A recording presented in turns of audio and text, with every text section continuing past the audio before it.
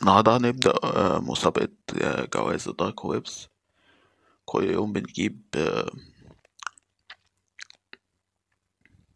بنجيب رائعة من روائع الدارك ويبس وبنقيمها. فاحنا عندنا أول حلقة أنا بدور مامتي على عريس، مش بهزر.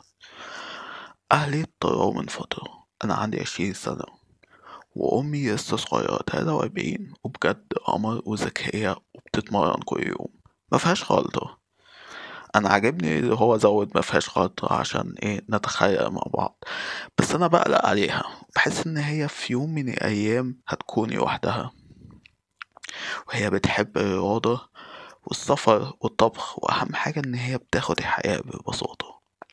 فانا عارف ان ده سؤال غريب، بس هل في هنا حد ممكن يكون لايق عليها؟ يعني رياضي ذكي دمه خفيف واعي وكده يعني.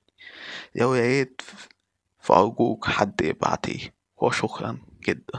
أنا معرفش أقولك إيه يعني في الحالة دي، بس ربنا يوفقك يعني ومن جد وجد ومن زرع حصد، وأيقظ المادة اللي جواك. فأنا تقييمي البوست ده أنا بقيمه في جوائز الدارك ويب، أنا بقيمه 10 من 10.